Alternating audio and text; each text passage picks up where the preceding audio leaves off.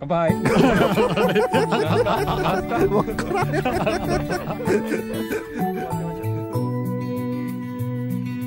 If I had 1,000 tongues, I would sing with everyone. Voices like a mountain song. Sing you are my only one.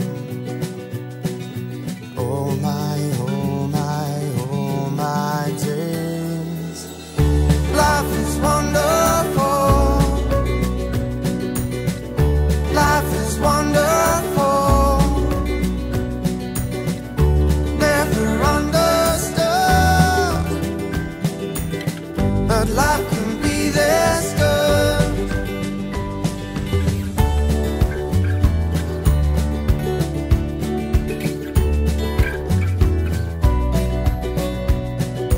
I would launch 1,000 ships just to be about your lips. Tell them all to sail away, just to see you every day. Oh my, oh my, oh my days. Life is wonderful. Life is wonderful. Never understood, but life can be this good. If I lived 1,000 lives, I'd spend them all with you beside. Never カニと言われて適当な鍋。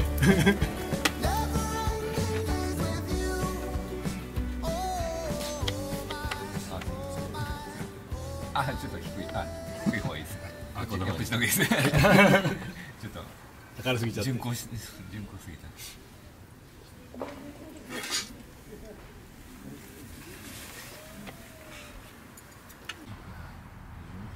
あ、でもこれがみんな装備が充実しとるな。他の人じゃないですか。水滴で起きたことはないですよ。だからそんなに気になったことない。なりにくいんじゃないですか。別に異常なこともなく、多分大丈夫じゃないかな。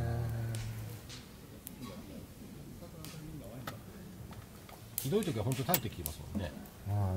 それを経験したことは多分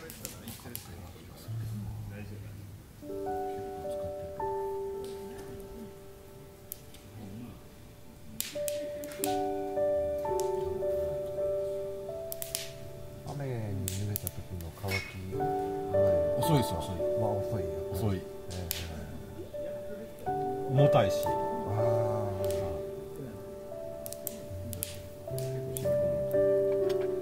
み込むっていうのか。でも染み込むんだろうな、あんだけ重たいと。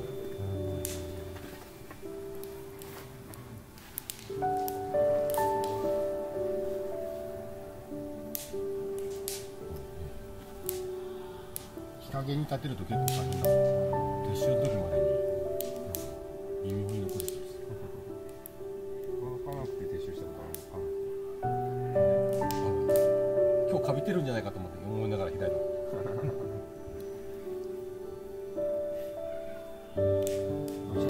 ードッポで行った時裏側が乾いてなかったんですよ。日が当たらなくて。で、その方が濡れてたけど、帰る時間だった。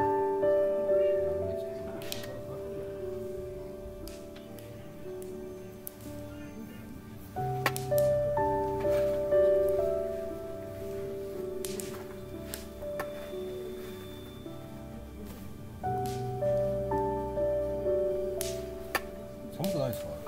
あ、大丈夫ですよ。ここ意外と。僕もっと多分ここで。いや。